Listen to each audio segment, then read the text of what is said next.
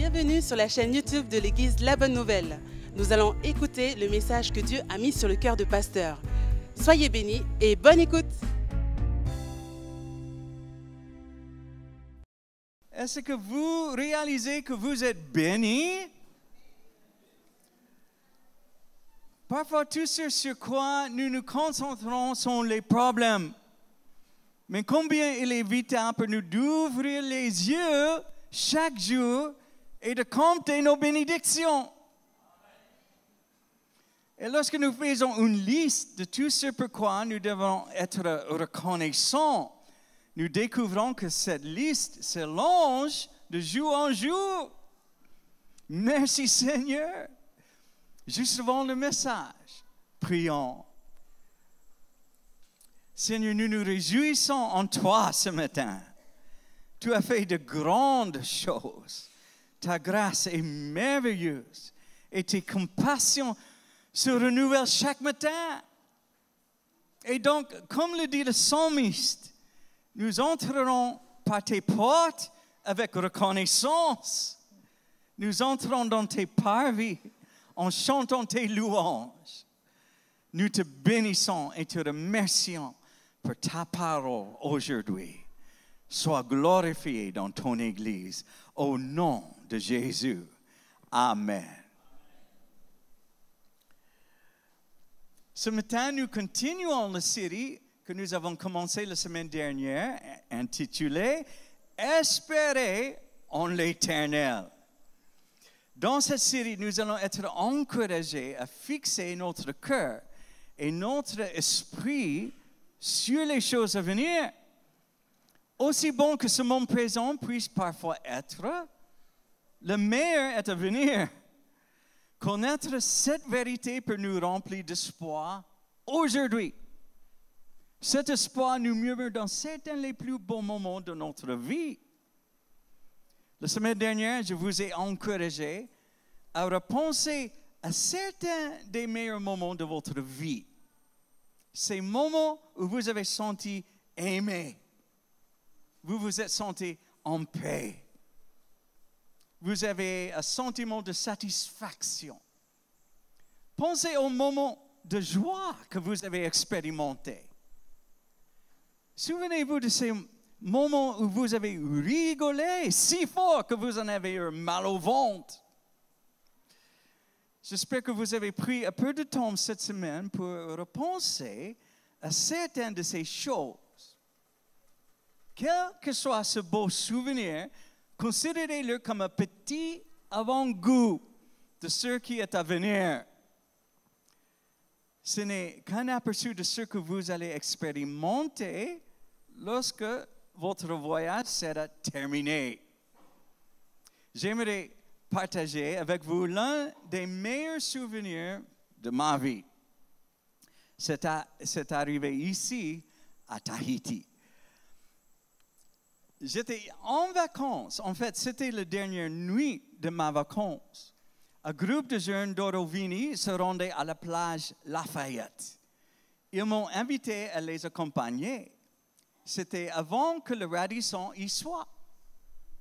Quand nous sommes arrivés, ils ont allumé un énorme feu. Puis, ils ont fait cuire des steaks sur le feu. C'était délicieux. Nous sommes allés nager à minuit. Et oui, dans l'eau, j'ai tourné comme si j'étais dans une machine à laver. Toute la nuit, nous avons parlé et rigolé. Quelqu'un a magnifiquement joué de la guitare. Et je n'ai pas arrêté de regarder les étoiles. Nous avons eu l'impression de voir les étoiles filantes toutes les quelques minutes. Nous dormions un peu, puis nous recommencions à parler. Ils ont laissé le feu allumé toute la nuit pour que nous restions au chaud. C'était une expérience tellement merveilleuse que je ne voulais pas qu'elle se termine. J'étais complètement satisfait. J'étais tellement en paix le matin que lorsque la voiture n'a pas démarré, je m'en fichais. Ils m'ont dit, oh, tu dois faire tes valises et aller à l'aéroport. Ils semblaient inquiets que la voiture ne démarre pas. J'ai dit, ce n'est pas grave. Je m'en fiche. Je vais rester ici. Je suis généralement stressé par les voyages. Mais j'étais heureux et paisible à ce point après cette nuit incroyablement belle. Quand nous expérimentons des moments comme celui-ci, notre cœur murmure, c'est ça pourquoi nous avons été faits. Ce moment m'a pris par surprise. Mais comment est-ce que mon cœur sait que c'est ce pourquoi nous sommes faits? Comment est-ce que notre cœur le sait? Il le sait parce qu'il y avait autrefois un bonheur appartenant à la race humaine. Nous n'y trouvons plus que d'infimes traces dans nos cœurs maintenant. L'Éden était autrefois notre maison. C'était l'habitation que nous avons perdue. Mais la merveilleuse nouvelle est qu'elle n'a pas disparu pour toujours. Un jour, Dieu fera toutes choses nouvelles. Au fond de nos cœurs, nous savons qu'un jour, nous prendrons place au festin dans le royaume de Dieu. Luc chapitre 13, verset 29. Il en viendra de l'Orient et de l'Occident, du Nord et du Midi, et ils se mettront à table dans le royaume de Dieu. Quand Jésus a parlé du renouvellement de toutes choses, il l'a fait avec facilité. On a l'impression qu'il supposait que ses auditeurs n'avaient pas besoin d'explications ou d'une longue défense de l'idée. Jésus a parlé comme s'il faisait simplement référence à une histoire et une théologie que ses disciples connaissaient très bien. Et oui, ils trouveraient immédiatement la connexion avec plusieurs passages de l'Ancien Testament. Ésaïe, chapitre 65, versets 17 à 19. Car je vais créer de nouveaux cieux et une nouvelle terre. On ne se rappellera plus les choses passées. Elles ne reviendront plus à l'esprit. Réjouissez-vous plutôt et soyez à toujours dans l'allégresse, à cause de ce que je vais créer. Car je vais créer Jérusalem pour l'allégresse et mon peuple pour la joie. Je ferai de Jérusalem mon allégresse et de mon peuple ma joie.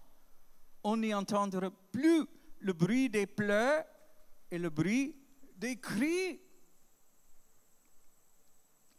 Jésus savait que ses auditeurs avaient déjà adopté cette espérance. Il savait qu'ils y aspiraient ardemment et qu'ils priaient pour elle. C'est le point culminant de toutes les promesses de l'Ancien Testament concernant la grande restauration. Et bien sûr, ce passage annonce le point culminant du livre de l'Apocalypse. Apocalypse, chapitre 21, versets 1 à 5. Puis je vis un nouveau ciel et une nouvelle terre, car le premier ciel et la première terre avaient disparu, et la mer n'était plus. Et je vis descendre du ciel, d'auprès de Dieu, la ville sainte, la nouvelle Jérusalem, préparée comme une épouse qui s'est parée pour son époux. Et j'entendis du trône une forte voix qui disait, « Voici le tabernacle de Dieu avec les hommes. Il habitera avec eux et ils seront son peuple et Dieu lui-même sera avec eux. Il essuiera toutes larmes de leurs yeux et la mort ne sera plus. Et il n'y aura plus ni deuil, ni cri, ni douleur, car les premières choses ont disparu. Et celui qui était assis sur le trône dit, voici, je fais toutes choses nouvelles. Et il dit, écris, car ces paroles sont certaines et véritables.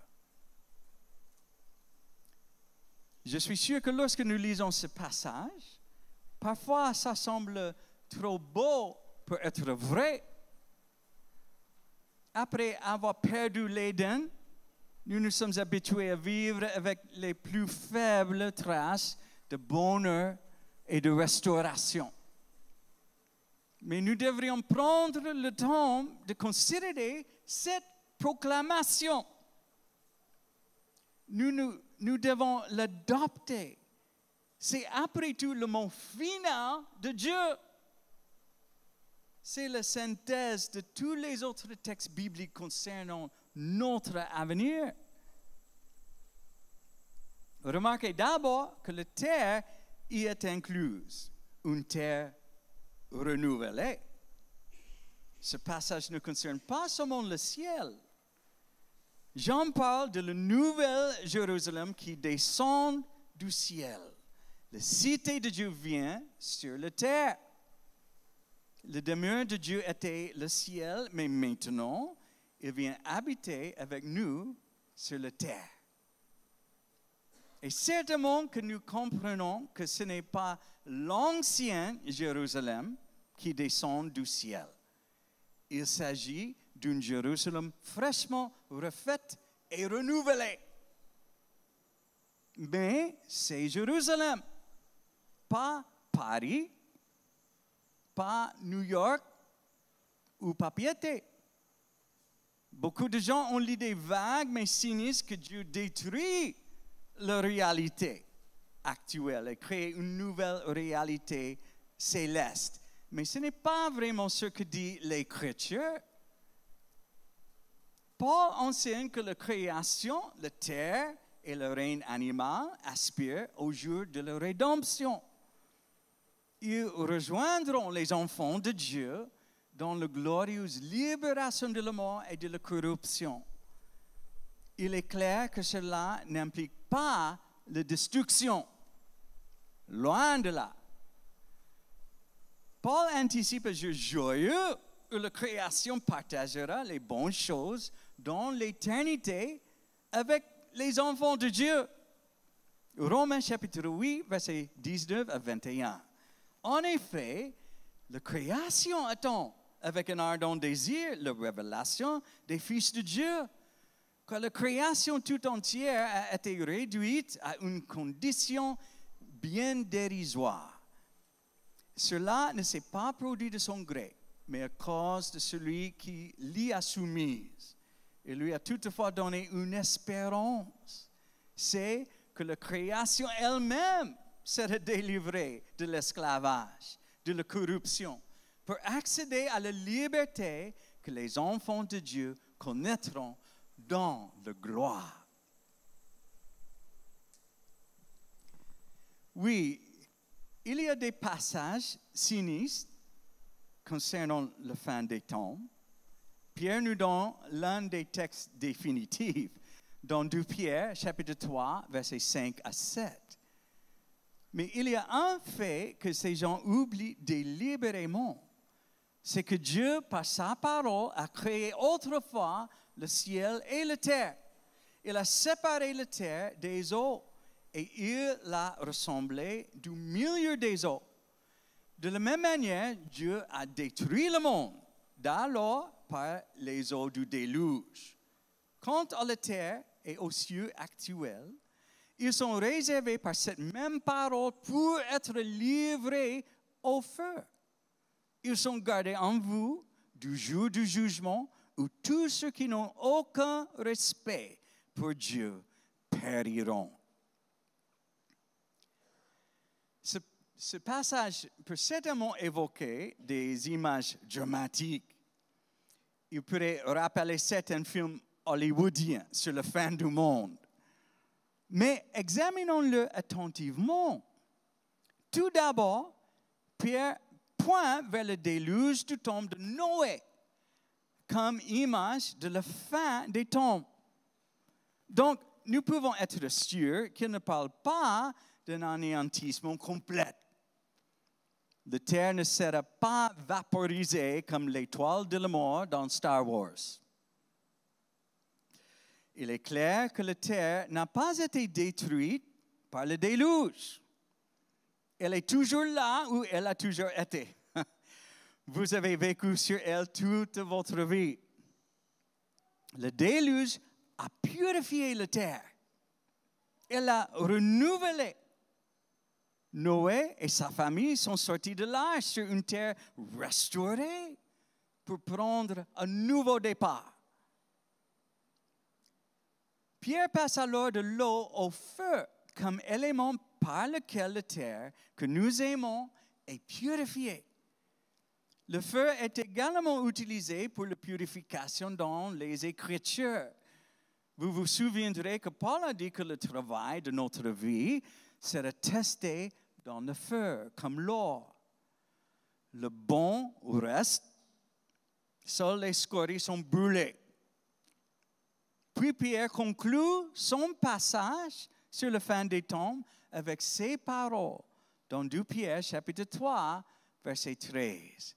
Mais nous attendons, comme Dieu l'a promis, un nouveau ciel et une nouvelle terre où la justice habitera. Votre vie, votre personnalité et le monde dans lequel nous habitons continueront d'exister. Les premiers chrétiens croyaient que Dieu allait faire pour tout le cosmos ce qu'il avait fait pour Jésus à Pâques. Pierre a parlé du renouvellement que les Juifs attendaient depuis longtemps. Il a été rendu possible par Jésus-Christ. Dans l'un de ses célèbres sermons, il a déclaré exactement ce que son Seigneur, lui, a enseigné. Actes chapitre 3, versets 19 à 21. Repentez-vous donc et convertissez-vous pour que vos péchés soient effacés, afin que des temps de rafraîchissement viennent de la part du Seigneur et qu'il envoie celui qui vous a été destiné, Jésus-Christ, que le ciel doit recevoir jusqu'au temps du rétablissement de toutes choses dont Dieu a parlé anciennement par la bouche de ses saints prophètes. Jésus est au ciel jusqu'au jour promis où Dieu restaurera toutes choses. Le mot grec utilisé ici pour restaurer est apokatastasis. Dans son usage biblique et séculier, il signifie remettre quelque chose dans son état d'origine. Pierre réaffirme et développe une conviction juive de longue date. Le Messie ramènera les choses à leur état d'origine. Le renouvellement universel du monde rétablira l'intégrité originelle de la création. Vous voyez donc que ce n'est pas nous qui allons au ciel, c'est le ciel qui vient sur terre. Et voici la réponse finale de la prière du Seigneur dans Matthieu chapitre 6, verset 10.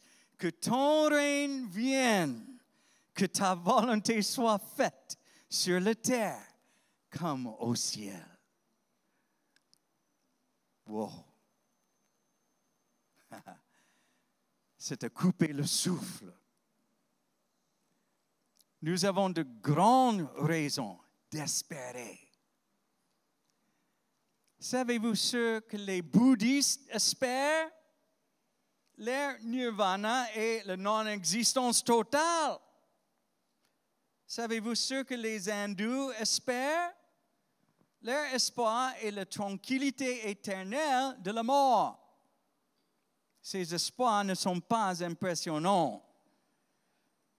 Il en va de même pour la fausse croyance de nombreux chrétiens qui pensent que la création serait complètement détruite.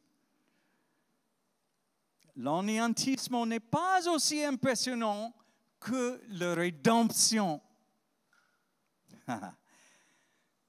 Pensez au ministère de Jésus et de ses disciples. Les gens ont eu un aperçu du royaume à travers les miracles qui ont été accomplis. Les aveugles ont retrouvé la vue. Les morts ont été ressuscités.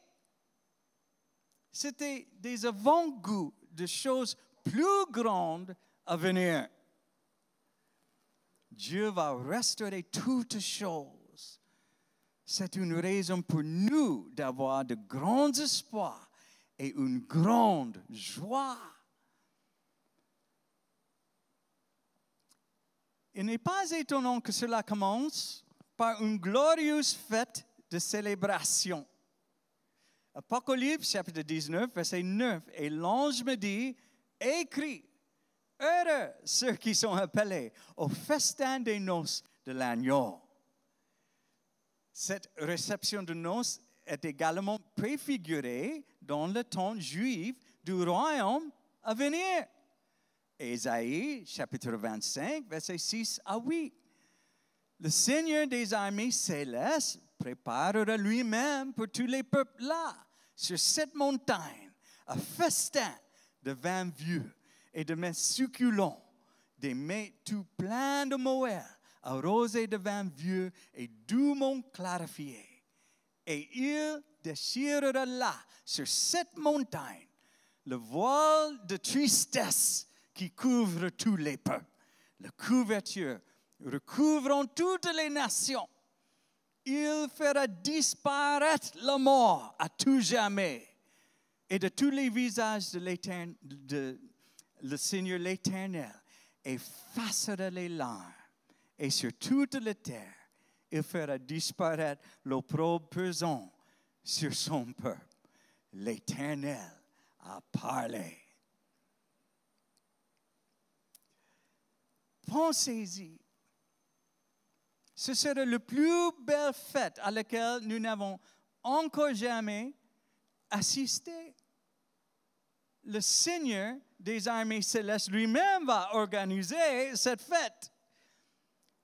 J'ai assisté à de très belles fêtes dans ma vie, mais elles vont toutes pâlir en comparaison à celle-ci. Jésus attend personnellement et avec une immense hâte cette célébration. Marc chapitre 14, verset 25. Je vous le dis en vérité, je ne boirai plus jamais du fruit de la vigne jusqu'au jour où je le boirai nouveau dans le royaume de Dieu. Jésus sait qu'un jour viendra où des choses très réelles, comme boire du vin ensemble, auront lieu dans le royaume de Dieu. Quand toutes les choses seront renouvelées, plus nous regardons à Jésus, plus nous commençons à comprendre comment les choses seront pour nous. Jésus est le précurseur du grand renouvellement. Colossiens chapitre 1, verset 18. Il est la tête du corps de l'Église. Il est le commencement, le premier-né d'entre les morts, afin d'être en tout le premier. Il est mort, comme tous sont morts et le seront, mais le troisième jour, il est ressuscité. Il est sorti du tombeau rayonnant de vie et restauré. Le nouveau Jésus n'est pas quelqu'un ou quelque chose d'autre. Il est le Jésus qu'ils ont aimé et connu. Il a marché avec eux.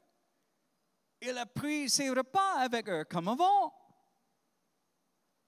Ce qui est le plus frappant dans les activités de Jésus après sa résurrection est qu'elles étaient remarquablement ordinaires. Il les a rencontrés pour le petit déjeuner sur la plage un matin. Quand les disciples sont arrivés, il a allumé un feu. il leur a donné du pain et du poisson.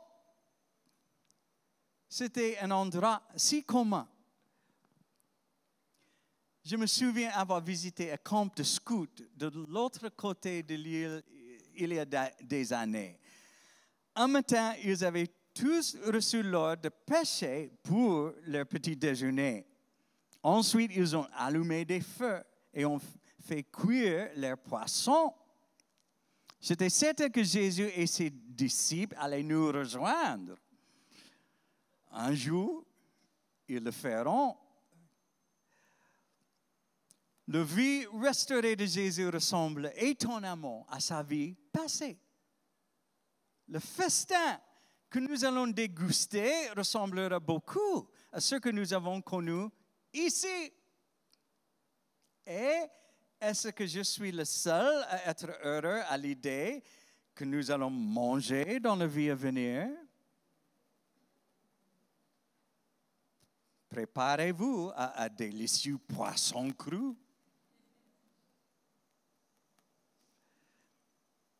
J'espère que cela vous apportera de la joie, de l'espoir et du réconfort d'entendre certaines de ces choses. Parfois, les gens ont des idées étranges sur ce à quoi les choses ressembleront. Nous ne serons pas des fantômes flottants parmi les nuages. Nous ne serons pas des petits anges avec des ailes jouant de la harpe. Lorsque Jésus parle de la restauration, il le fait avec des termes très concrets. Il fait référence à la récupération de choses normales comme des maisons et des terres. Matthieu chapitre 19, versets 28 à 29. Jésus leur dit, vraiment, je vous l'assure, quand le monde connaîtra son renouveau et que le Fils de l'homme aura pris place sur son trône glorieux, vous qui m'avez suivi, vous siégerez vous aussi sur 12 trônes pour gouverner les 12 tribus d'Israël. Tous ceux qui auront quitté à cause de moi leur maison, leurs frères ou leurs sœurs, leurs pères ou leurs mères, leurs enfants ou leurs terres, recevront 100 fois plus et auront part à la vie éternelle. Le renouvellement de toutes choses signifie que la terre que vous aimez, tous les lieux spéciaux pour vous et vos précieux souvenirs vous seront restaurés et rendus pour toujours. Est-ce que nous passons du temps à imaginer à tout cela? Je sais que nous rêvons de grands voyages ou de vacances que nous aimerions avoir. C'est normal. Nous imaginons tous les beaux endroits et les plats délicieux que nous aimerions manger.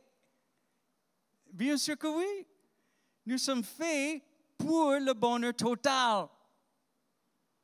Mais la restauration de toutes choses, eh bien, changera tout. Je suis comme un agent de voyage ce matin. Je veux que vous envisagiez toutes les possibilités. Ce voyage est quelque chose que nous avons hâte de faire chaque jour de notre vie. Malheureusement, ce qui a tendance à arriver, et lorsque la douleur ou la souffrance arrive dans nos vies, c'est tout ce que nous pouvons voir. Parfois, nos difficultés captent toute notre attention. Elles deviennent notre centre d'attention et nous n'arrivons pas à regarder au-delà. Réagir de cette manière peut nous vider de tout espoir. Croyez-moi, j'ai vécu cela. Lorsque je vivais en Californie, un jour, mon médecin m'a dit que j'avais une appendicite. De son bureau, je suis allé directement aux urgences. Lorsque je suis entré, la salle était pleine. Mais ils ont immédiatement appelé mon nom. Et je suis allé en tête de file. J'ai réalisé à quel point c'était grave. Après l'opération, mon corps a mal réagi à l'intervention. Le médecin m'a dit que cela arrive pour une appendicectomie sur 10. Je m'attendais à rentrer rapidement chez moi après l'opération. Au lieu de cela, je suis resté coincé à l'hôpital avec une douleur intense. Ils m'ont donné de la morphine.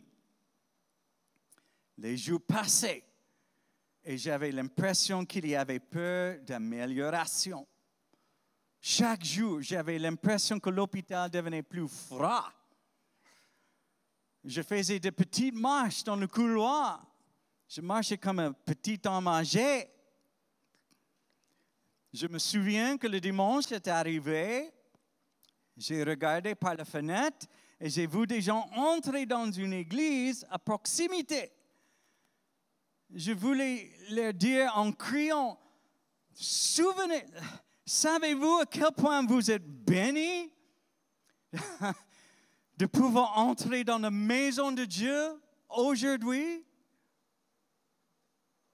Au bout de 9 jours environ, à un moment donné, j'ai éclaté en pleurs. Je me sentais piégé dans ce lit. Mais le 10e jour, j'ai commencé à montrer une petite amélioration.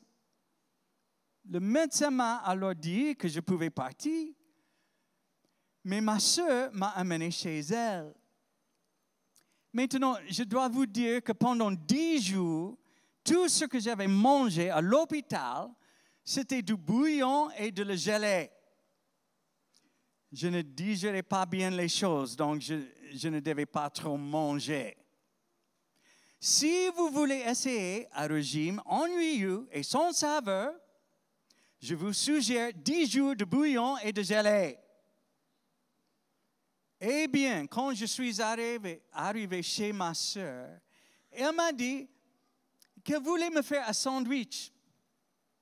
Alors qu'elle préparait le sandwich, elle m'a apporté des biscuits salés. Quand j'ai pris ma première bouchée de biscuits salés, c'était comme si les cieux s'ouvraient et qu'un cœur d'ange s'est mis à chanter. Oh, oh, wow! Je n'avais jamais rien goûté d'aussi délicieux de ma vie. C'était comme si c'était la première fois que je mangeais quelque chose. Et c'était glorieux. Ma soeur a rigolé parce que j'étais tellement émerveillé par un biscuit salé. D'une manière très minuscule, cela décrit ce qui va nous arriver à tous. Un jour, la douleur et la souffrance cesseront. Nous serons changés. Nous serons guéris. Toute l'obscurité de nos jours de deuil sera terminée. Nos larmes seront essuyées par notre Père céleste. Et nous serons conduits à notre place, à la table. Nous commencerons le festin des noces de l'agneau. Et je me demande presque si la nourriture sera si incroyablement délicieuse que nous devrons commencer avec des biscuits salés. Même cela nous éblouira. Mais nous ne ferons que commencer à goûter à toutes les choses merveilleuses que Dieu a préparées pour nous. Je termine avec 2 Corinthiens chapitre 4, versets 16 à 18. Voilà pourquoi nous ne perdons pas courage. Et même si notre être extérieur se détériore peu à peu, intérieurement, nous sommes renouvelés de jour en jour.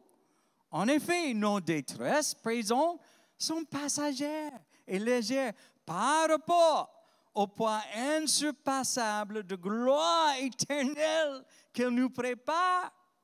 Et nous ne portons pas notre attention sur les choses visibles, mais sur les réalités encore invisibles.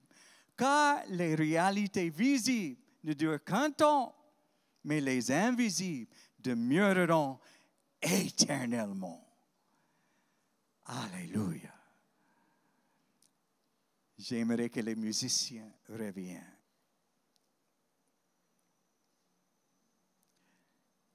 Permettez-moi de vous demander, avez-vous perdu courage? Je sais que la vie a de nombreux défis. Nous avons perdu l'Éden. Et la réalité est que nous serons confrontés à la douleur et à la souffrance. Jésus n'a jamais promis une existence sans douleur. Jésus a dit, vous aurez des tribulations dans le monde, mais prenez courage, j'ai vaincu le monde. Nous trouvons la paix en Jésus lorsque nous nous tournons vers lui au milieu de nos souffrances. Et l'une des façons dont il nous encourage est en nous rappelant que les choses ne seront pas toujours ainsi. Il est si facile de simplement regarder à ce que nous voyons dans l'instant présent. Mais Jésus cherche la foi dans nos cœurs. Il nous dit de prêter attention à ce qui est invisible. Les réalités invisibles demeureront éternellement. S'il vous plaît, inclinez la tête et fermez les yeux.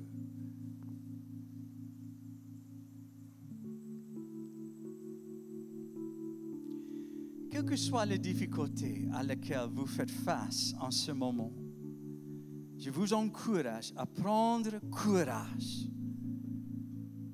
Parfois, nous sommes tentés de laisser passivement l'espoir nous échapper. Mais il est temps pour vous d'être proactifs. L'une des façons de le faire est de nous rappeler certains des merveilleux souvenirs que nous avons. Repensez à un moment où votre cœur a dit, c'est ce pourquoi nous avons été faits. C'est ainsi que les choses doivent être. Puis, repensez à certaines de ces belles choses que l'Écriture nous dit. Un jour viendra où il fera toutes choses nouvelles. Remplissez votre cœur de cet espoir éternel. Si c'est votre désir et votre engagement, voudrez-vous lever la main? Merci Seigneur. Prions. Ô Seigneur Jésus, nous attendons avec une grande joie le jour où tu feras toutes choses nouvelles. Nous dirons adieu à la mort, au deuil et à la douleur. Tu nous conduiras à un festin. Nous célébrerons le repas des noces de l'agneau. Nous serons guéris en paix et satisfaits. Nous rigolerons et profiterons de la vie telle qu'elle était censée être. Mais alors que nous marchons encore dans ce monde présent, fortifie-nous par ta parole. Nous repenserons aux choses que tu nous as dites. Par la foi, nous détournerons nos yeux des réalités visibles pour voir les réalités invisibles qui resteront à jamais. Nous nous emparerons de cet espoir et ne le lâcherons pas. Oh, bénis ton peuple alors qu'il devient proactif dans la bataille. Sois glorifié dans ton Église. Au nom de Jésus. Amen. Merci d'avoir suivi le message. Nous vous invitons à nous rejoindre en présentiel. Pour plus d'informations, je vous invite à cliquer sur le lien mis en descriptif de cette vidéo. N'hésitez pas à mettre un like et à vous abonner. À bientôt à l'Église La Bonne Nouvelle.